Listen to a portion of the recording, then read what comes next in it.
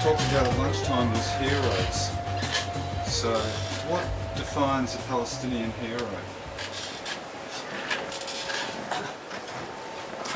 Yeah, to me this concept is taken from mythology, and from Greek mythology, and it has to do with fighting against difficult odds and winning.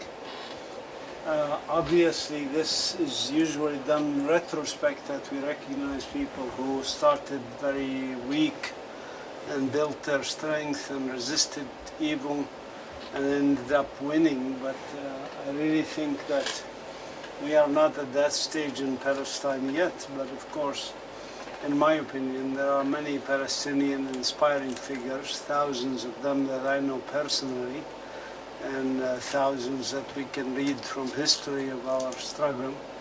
And I am of the opinion that these people should be recognized, people who sacrifice, who struggle against difficult situations, who maintain their humanity and their dignity despite the inhumanity and the indignity of the occupation and colonization that they are subjected to. Do you think there's a separation between the politics of Palestine and the secular, independent opinions of people that are forming their own systems? I'm not sure I understand. Do you think that between the politics of Palestine, the political parties, and the political infrastructure, and the people in activist groups, the secular community, people that are just operating for human rights, do you think there's a separation occurring between those two things? Well, I mean, all political systems, all structures in society are created by people. And these people are not separate from the society. So the politicians are certainly part of the society. Whether it's Israeli politician, Palestinian politician, American politician, members of political factions, members of parties. This is the system. This is what I called earlier the ecosystem of what we exist in. It's what makes the environment, that is the human environment that we live in today at this moment, at this present. It's like saying, you know, is there a separation between, let's say, particular species of animals and others? No, there is no separation. It's just an issue. They all live in the same environment, but they have different paths in lives, and they have chosen different paths, or by nature or nurture have adopted certain ideologies and certain positions in life. Will the solution to the conflict come from the separation between Israel and Palestine, or from people on both sides coming together and forming a single state of oneness? Well, the solution, if you speak of a solution, what is the problem? You have to define the problem first. We don't have a problem here. We have situations that are created by humans, and these situations can be just or unjust. They can be based on human rights, or they can be based on violations of human rights. So you have to define the situation that we are trying to change, so to speak. And then throughout human history, of course, humans have struggled to change their situation towards a better, to challenge inequality, to challenge injustice, to challenge racism. This is what people do. This is how, in the United States, for example, people got civil rights. That's how they got to end slavery. That's how they got to end U.S. support for apartheid in South Africa. That's how they got to end U.S. government support for the war in Vietnam, for its war on the people of Vietnam that killed millions of people. So the people, when they get together to challenge the government's decisions and challenge other individuals within the same society, decisions that are negative, that is what happens. Now, it's not an issue of segregation versus no segregation, because that is not what exists or what could potentially exist. We have always been mixed here. We have had 11 to 12,000 years history here in Palestine, which involves a history of from the Tufian cultures of our ancestors, and the Tufians, and then the Canaanites, and so on and so forth. Different cultures and customs have come and gone, but the people stayed and they adapted to these customs and cultures. But throughout this history, let's say 11,000 years of civilization, we had very few periods where a few individuals, out of greed or some other reasons, stupidity, whatever, tried to make this country one thing or another, tried to make it a Christian state like in the Crusaders, or tried to make it a Muslim state, or tried to make it a Jewish state, as in the case of the Zionists. All of these efforts, I call them efforts because none of them was successful so far.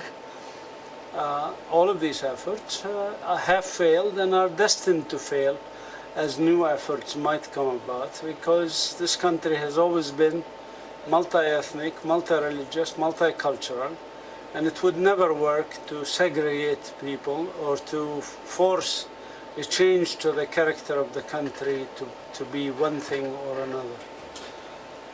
What impact does the occupation have on the biodiversity of Palestine? Well, like all these efforts that try to make Palestine something that it is not, a uniform country for a particular religion or a particular race or a particular society or whatever, all these are very destructive ideologies.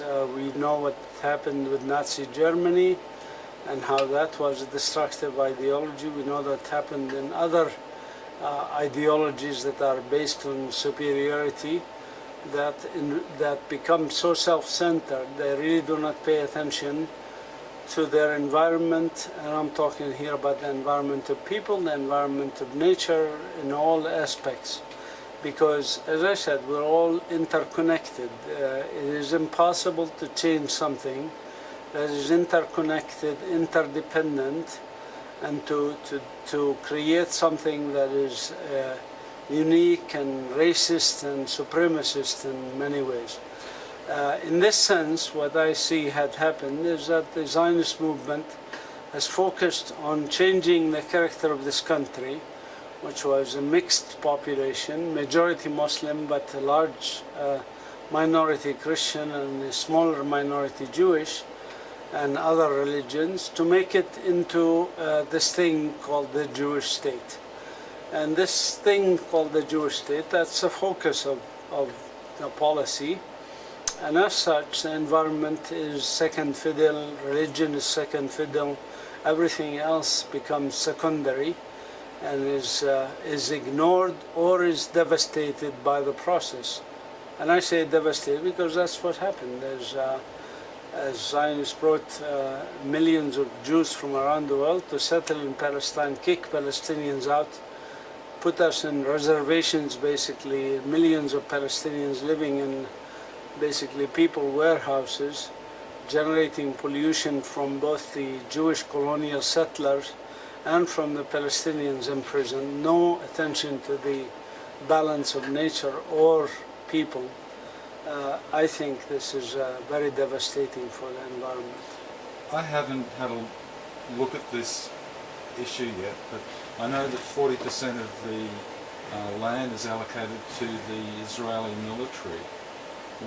What damage is the Israeli military doing to the environment? Do you know anything about what they've been throwing around on those military reserves? Well, actually, what happened, maybe you're talking about the West Bank, but Palestine is the whole Palestine between the River Jordan and the Mediterranean. On this land of Palestine today there lives about 12 million people. Half of them are Israeli Jews, most of them immigrants from European countries and Russia and other countries. And the other half of our population is the indigenous native Palestinians.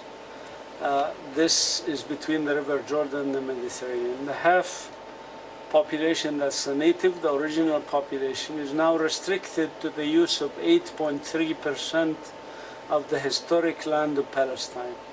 91.7% of the land of Palestine is for the use of Jewish settlers. As I said, the majority of them come from Europe or other countries, moved here by the Zionist project to create the Jewish state.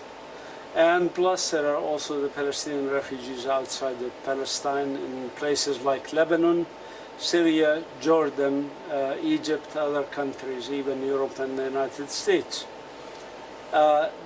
The fact that Palestinians are allowed to live on only 8.3% of their historic land, and that this number will keep shrinking as Israel keeps expanding, is remarkable in itself.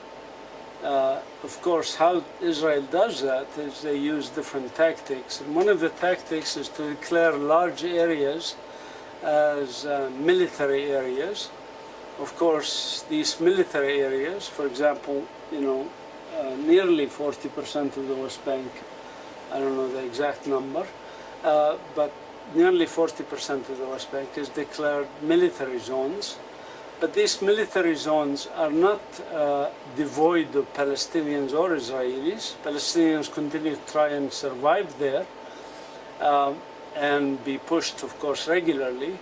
But also Israeli citizens were moved there, contrary to international law, and were allowed to live there to build settlements, civilian settlements built on stolen Palestinian land, in the guise of being under the military zones, so to speak.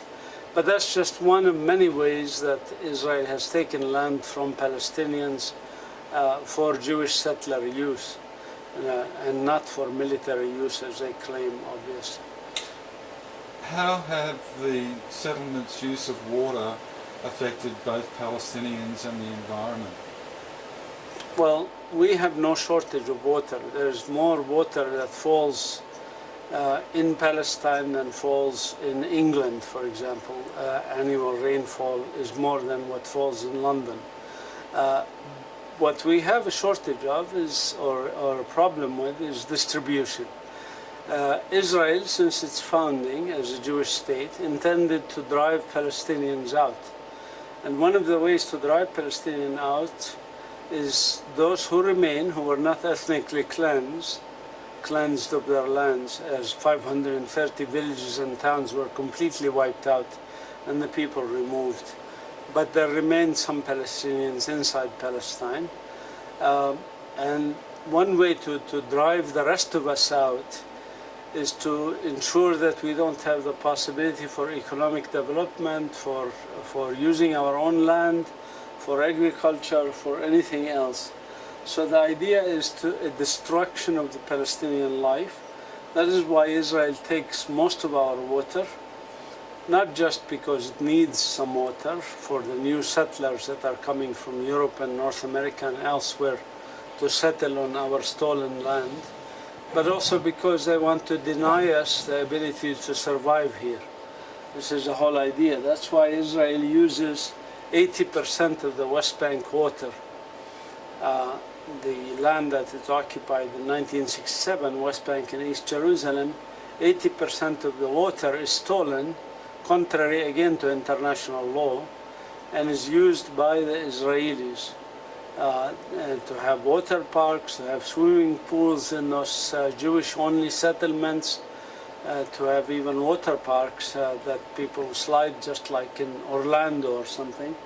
And this is something that they do while we Palestinians have not enough water to drink sometimes, and there are communities in Palestine who don't have any running water and are not allowed to have running water, and are basically dependent on what little water they can buy. Increasingly, they have to buy it from Israeli companies because of the monopoly of the water by the Israeli company Makarot. What part have Palestinians played in their own imprisonment in terms of participation in building Jewish settlements and building walls? Well, like any colonization efforts, colonization depends on subjugation. And subjugation means you have to ensure that the local people don't resist. By any means, you have to reduce the resistance of the local population to colonization. This the Zionist movement understood very well, and from its beginning tried to violently suppress any resistance to its plans of stealing our land, stealing our natural resources, building Jewish-only colonies on our land, and pushing us out to become refugees. Those who remain, who are allowed to remain, if you want, would be people that are stubborn and resist stubbornly, sometimes at very, very high cost, or occasionally people who cooperate with the occupation and colonization. This is not unusual again in world history, even not in colonization. In slavery, for example, there was house slaves and field slaves. House slaves were the ones who were allowed to wear good clothes and to serve in the house of the master, and the field slaves were the resisting ones who were forced to work in the sun in the fields all day and were whipped for their insubordination. So we see that a lot in these kind of colonial situations. We saw it in European colonizations of the Americas. We saw it in European colonizations in Africa. In South Africa, for example, with Chief Buthelezi and his collaboration with the apartheid regime. So there is examples in history, and certainly examples in Palestinian history where this also happened. But again, it's not unusual, it's not unpredictable, both from the angle of the colonizers and from the angle of the colonized, occupied people.